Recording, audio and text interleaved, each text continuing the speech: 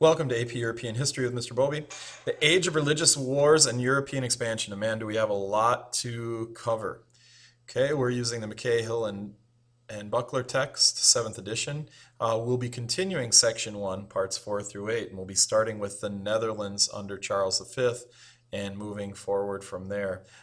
Today we're going to talk a lot about the Netherlands, and they are a cause for aggravation uh, in this continued idea that we started with yesterday of wars being extremely religiously motivated in Europe in this period of time, in the early 17th century, late 16th century. Charles V, we talked about him a lot in the last chapter, and we're continuing more. He is a real powerful man in Europe, and he seeks to continue to control the Netherlands, and the Netherlands is causing quite a stir. Okay.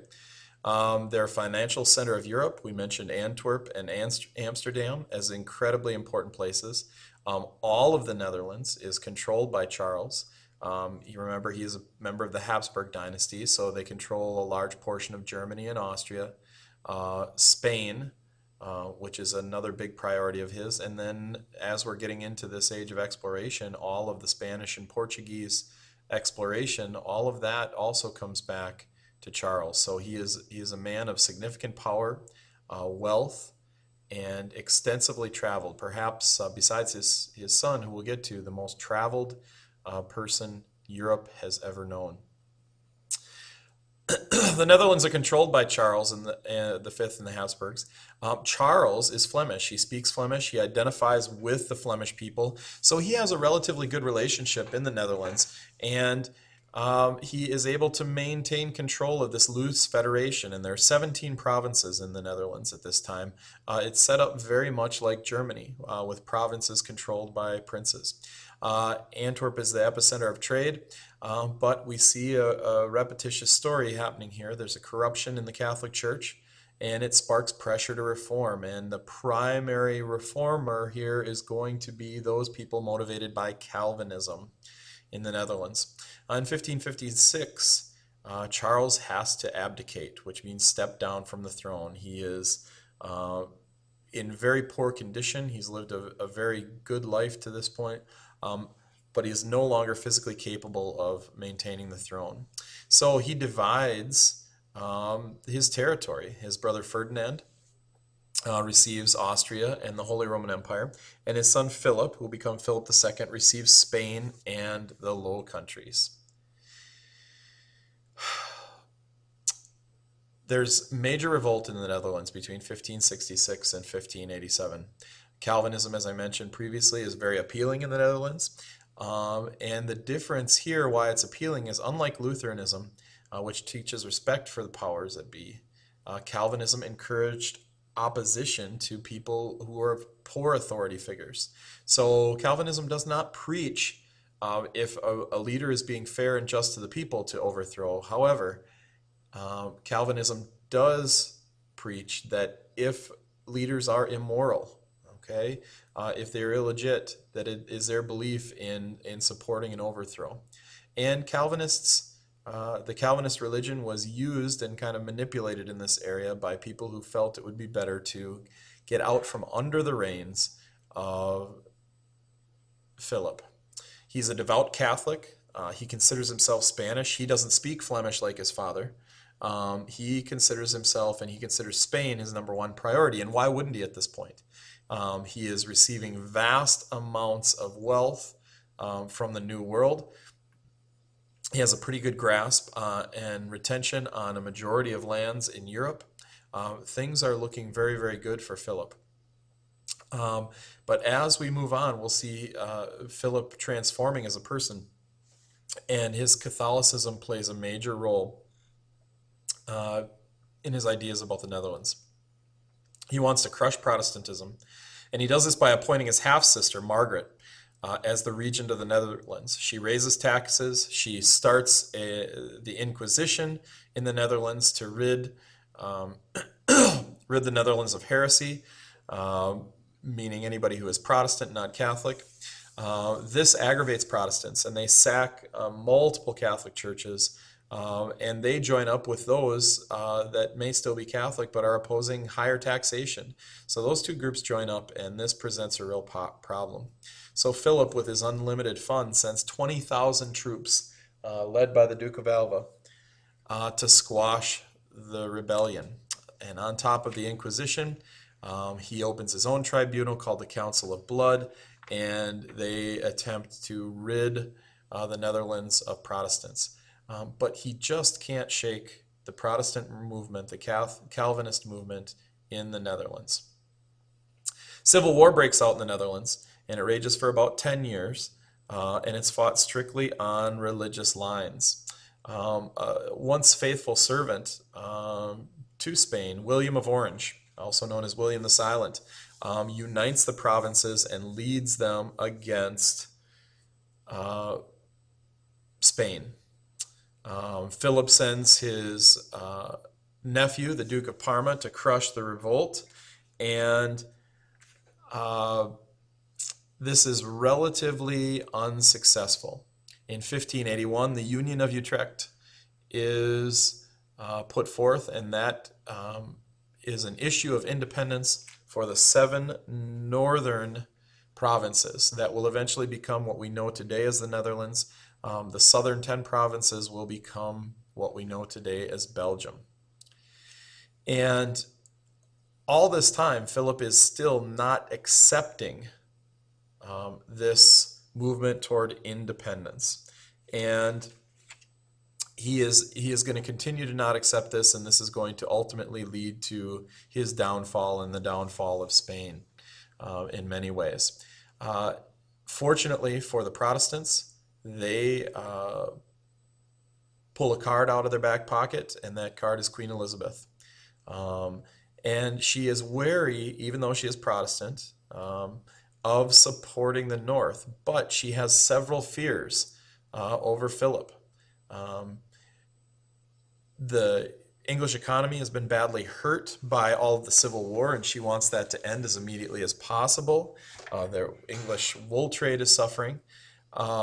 William of Orange, or William the Silent, is murdered, and he was a main stalwart and military strategist that was kind of keeping Philip at bay. And there's a major worry that Antwerp would be a stepping stone for the invasion of England. The Spanish Armada. It becomes a realization of Elizabeth very, very quickly that along with the advice of Alexander Farnese, who is this Duke of Parma that was mentioned previously, that the Netherlands is never going to be reunited without taking over England. And this is a dream of Philip's. He's an extremely devout king, especially in his later years. His home, Escorial, was also a monastery. He had a secret door from his bedchambers that he could open, and without causing much of a stir, he could follow along with the monks' prayers and worship. And he's the first global emperor, considering all of his holdings in the New World and throughout Europe. And he will not stop at anything. He is a big proponent of the Inquisition, ridding Catholic nations of heresy and bringing England back into the fold. It is his greatest desire to reunite all of Western Europe within one religion and one rule. And this really scares Elizabeth, and she's a pretty shrewd monarch. And she puts a squash on it pretty quick. Mary, Queen of Scots, okay, who is a relative of Elizabeth's, is caught conspiring to assassinate her. This is obviously supported by Philip. However, it fails, and she is beheaded. And this leaves Philip no choice but to launch what is known as the Spanish Armada in 1588. The Spanish Armada launches 130 ships. They end up being outflanked by the smaller um, ships in England that are more maneuverable, and they suffer a severe defeat. Um, this is when the conclusion is come to that there will be no religious unity in Western Europe, and Philip's son, Philip III, agrees to recognize the northern provinces, but that will not happen until 1609.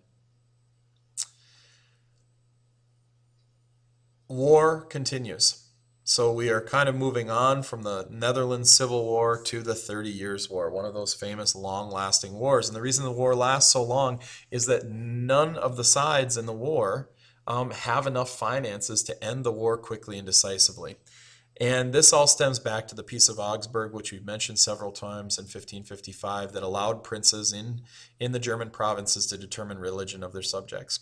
However, one of the problems with this is that this only mentions Catholics and Lutherans as the two choices. So Calvinists see this as an opportunity to completely ignore, and they go on proselytizing and attempting to convert princes from other German provinces. As this is happening, Lutherans and Catholics and other Protestant reform movements kind of go against this Peace of Augsburg, and they move away from it and can start attempting on their own rights to convert princes. And this happens successfully in spurts for all of the groups, but it provides a much greater distrust in all of these provinces. As the tensions mount, two groups are formed and firmly established, the Protestant Union and the Catholic League. And here we go, the 30 Years' War, Protestants versus Catholics. And that is carried out in 4 phases. The first of which is the Bohemian phase, which is really the start of the war. And this starts with something that your text calls the defenestration of Prague. Okay, Ferdinand of Styria is a devoutly Catholic. He decides in his province that he's going to close Protestant churches. The Bohemians fight back for religious liberty and independence from the Habsburg, and they are crushed and defeated.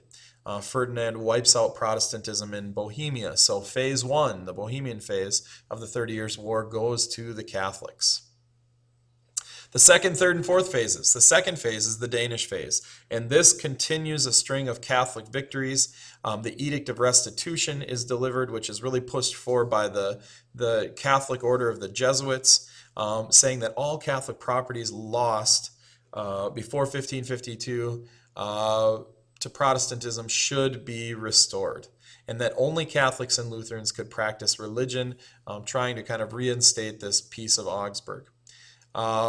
Continued Catholic victories in round 2. Round 3, the Swedish phase. We get a name that should be very familiar to many of you, Gustavus Adolphus, one of our colleges here in Minnesota. He is a Protestant Swedish king. He comes down to mainland Europe, and he's very successful with his victories, and ultimately his significance is his victories end Habsburg hopes of uniting all Germans, and this is where we see the height of the Habsburgs' power has been lessened, and they will continue to decline as a dynasty in Europe as we continue through history. He's supported by Cardinal Richelieu of France, and France, even though France at this time is a Catholic nation, wants to strengthen France, which means a weaker Habsburg Empire. The French phase is the final phase. As I just mentioned, the French side with the Protestants to weaken the Habsburgs, and the war ends with the Peace of Westphalia, which was mentioned previously. German principalities gain independence, including Calvinism, in this agreement, so that the princes can choose their own religion. France can intervene in German affairs anytime they want. The papacy has no say and is cut off from German affairs, and Netherlands' independence is acknowledged. If we want to know some deep-seated roots that are going to lead us into World War I and World War II in a couple hundred years, this is where it starts. Finally, Germany, after the 30 Years' War, is in even worse conditions than they were before. This is perhaps, by some scholars, argued the most destructive event in German history, prior to the 20th century, of course. Inflation is at an all-time high with the influx of currency, labor and population shortage, change in trade patterns, and there's economic and agricultural disaster with all of the war that had been fought in Germany, and ultimately a new serfdom and the peasants being the ones to